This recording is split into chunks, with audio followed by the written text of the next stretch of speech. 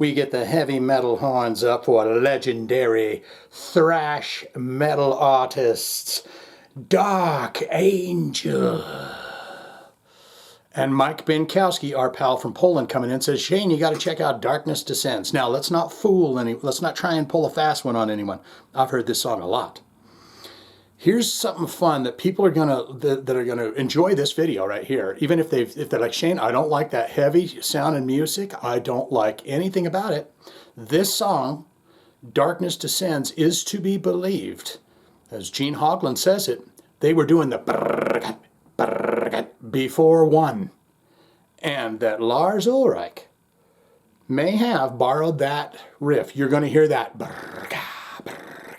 and that is a debate that you shall take on your own, think about, dwell on, do at another time. We're here to learn about Dark Angel. They have released a brand new record. It's not available on the streaming. They want you to go buy all the CDs and cassette tapes first, and then they said at some point they'll put it up. So I don't think it's going to be here. For Mike Binkowski, we listen to Darkness Descends. So this is a Let's Listen, right? Might be good that we just changed it to Let's Listen series because of that. Because I've heard some songs before, guys. Let's not fool ourselves or pretend like it. Another interesting thing is all the top 5 come from the first record, Darkness Descends. Here we go. Dark Angel. 62,300 monthly listeners to the Spotify account. Top 5 jams.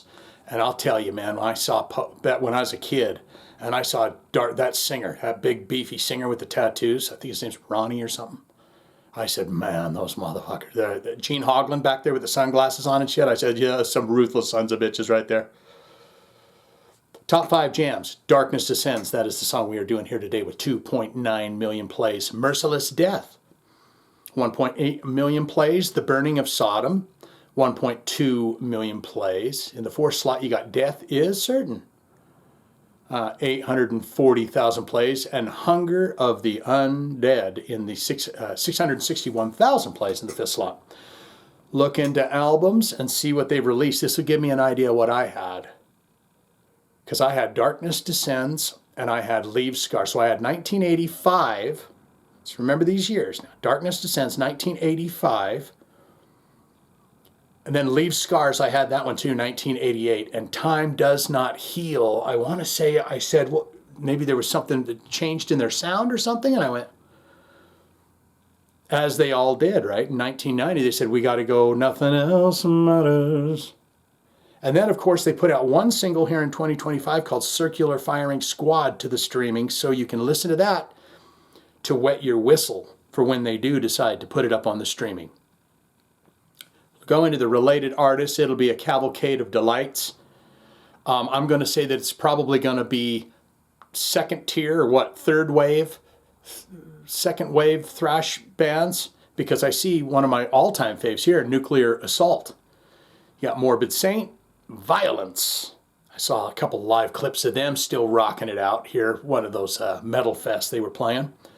Demolition Hammer, Whiplash, Destruction, Forbidden. They're out there banging it away again. Artillery, we just did them last week. Zentrix, Razor, Sadus, Sacrifice. So that is the related artist for Dark Angel. We look into the bio ever so quickly, and then we'll get into that song. And again, you do not have an image of the band here. I'm going to find one with that big beefy singer right there, and he's saying, oh my God. I saw him, and I said, you better watch out if you get around him, because they had a menace to him, Dark Angel, and that logo said, we're trouble makers.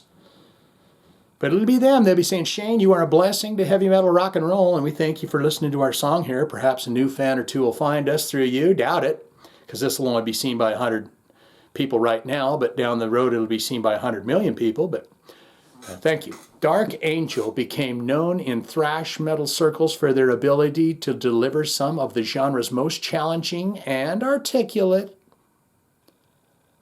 albums without ever losing touch with its core attributes of pure speed and primal aggression.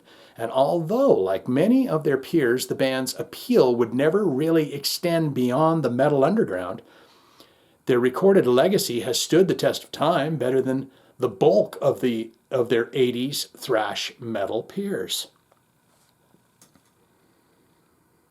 Not wrong, right? Or maybe wrong, or completely wrong, right? There's so many ways, so many things you could say. It's that time for Mike Binkowski. We go into it. I'm sure you'll hear the brrr, you'll know. I don't need to cue you and go, it's right here, guys. But I may do that anyway. So let's do it now. Mike Binkowski, Darkness.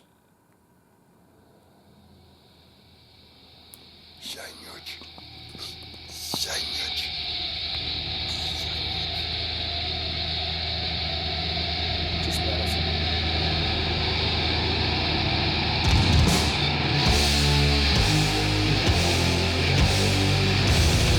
This raw drum playing.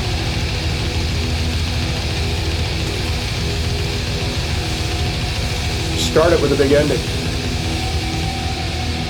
Sandwich.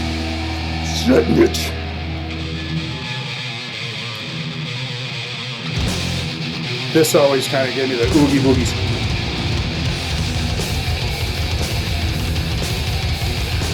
Sounded like a bunch of demons storming towards you down the road.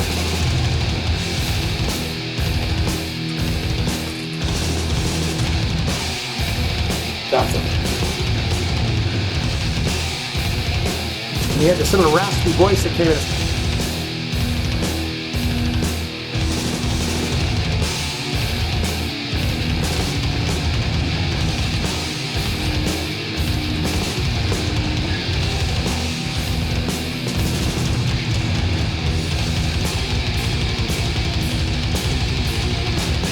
Gene Hoglan, one of the nicest death metal drummers in the world, right? Sweetheart of a guy.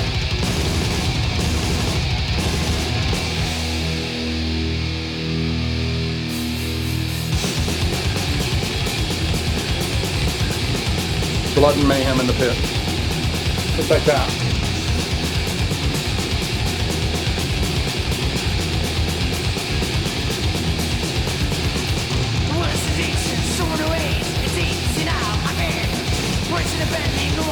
You gotta come back to me?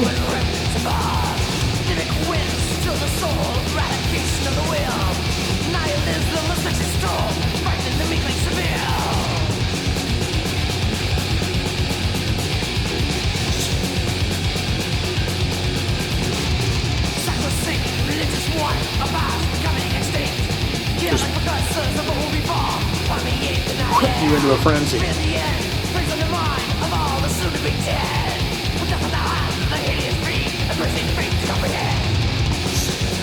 Get it, man. Darkness is dead. Sin is guilty, crime is right. Sin is dead, darkness is dead. Sin is guilty, crime is right. Sin is dead, darkness is dead. Sin is guilty, crime is right. Sin is dead, darkness is dead. Sin is guilty, crime is right. Sin is dead, darkness is dead. Without a rage, rise, breathe your hell. Ready within, unleashing escape, fighting the great sin to fall. Never got a chance to see him live. But they're back. They do that in change now.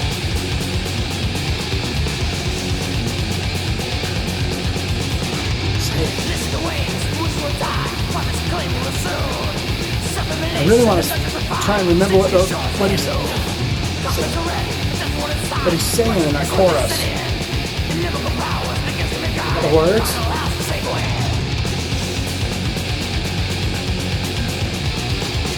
Good place to take some Darkness Descends. It's guilty, cries of life, sentence to death. Darkness dead, she is guilty, cries of life, sentence to death. Darkness dead, she is guilty, cries of life, sentence to death. Darkness dead, she is guilty, cries of life, sentence to death. Thank you, Spotify. Treat your artists better, bastards.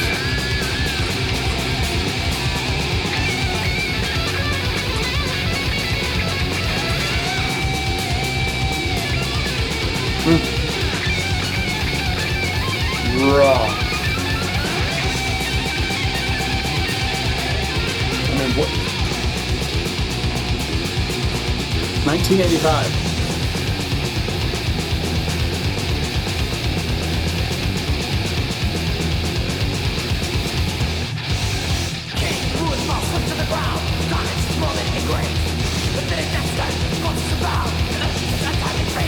what it was about his voice, but you hear this shit at a keg party. Jungle Juice party.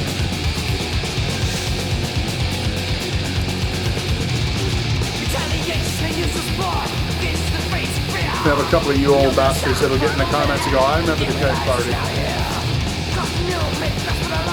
I remember the beer bong.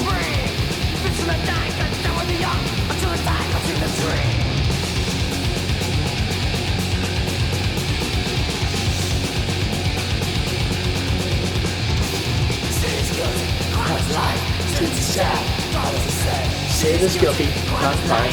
Sentence to that. Sin is guilty.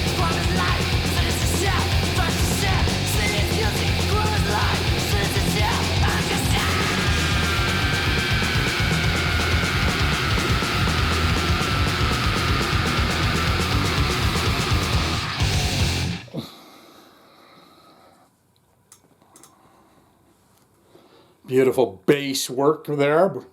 Merciless Death. You know, Cliff Burton was ripping on that bass guitar. He says, all right, well, that's interesting.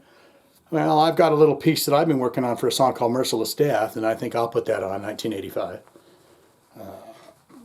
You know, when they're noodling with him, you can tell that's a dude that noodles with his fingers. I'm trying to learn bass where I play with my fingers. And I'm debating on 3 or 2 fingers. I feel like I want to do 3 down low and all 4 up top. So you bass freaks, you know what I'm talking about. And you know the songs I've been trying to work on. I've been trying to work on Dead Man's Party from Weird Science. I've been trying to work on a Mighty Mighty Boss Tones song. Even it's an impression that I get. Go listen to that bass line, an impression that I get by Mighty Mighty Boss Tones. You're never going to play that. Unless you're good on the bass, you're never going to play it. I've been learning Tom Sawyer from Rush and Long Distance Runaround from Yes, which I learned most of Leave It from Yes. Boop boo doodly boop boom boom boom boo doo. The only problem is I can't record them.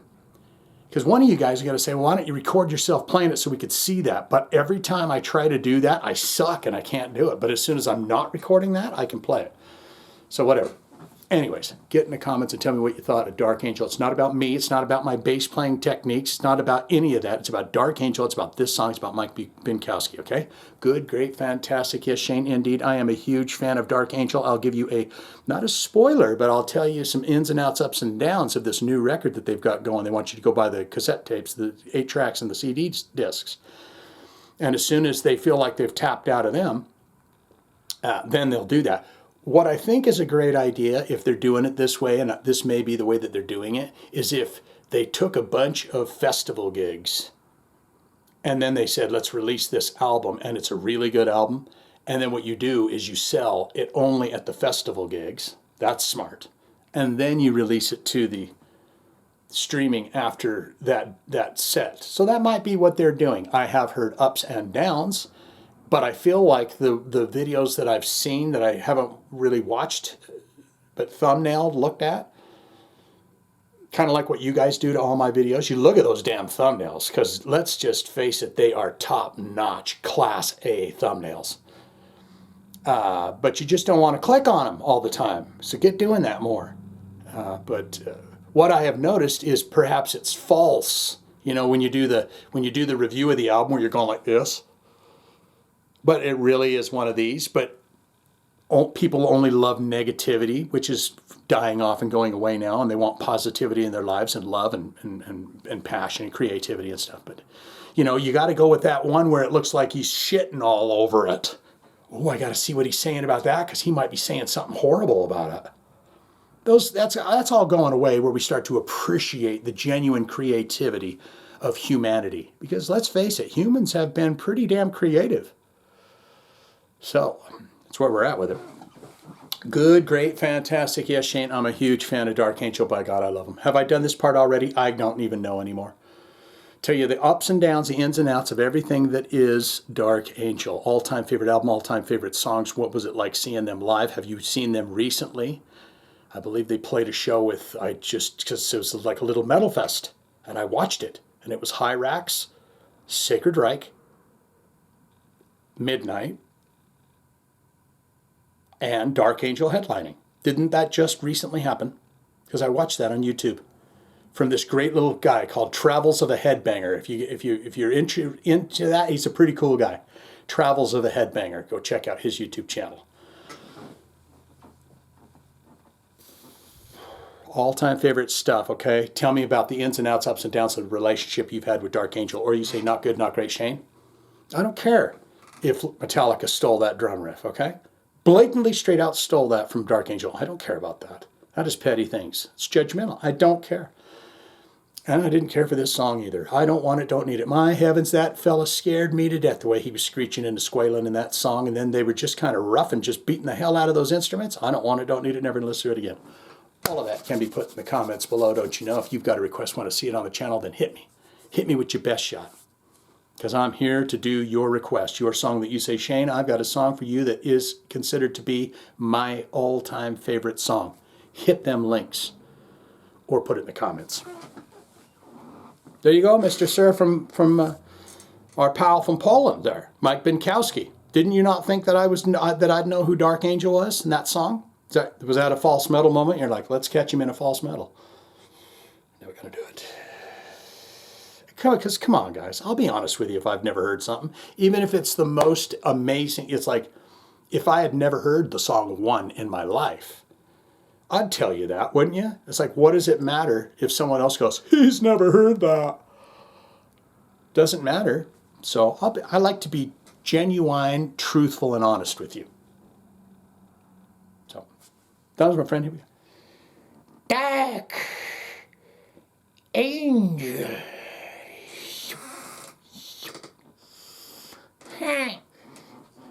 Hey.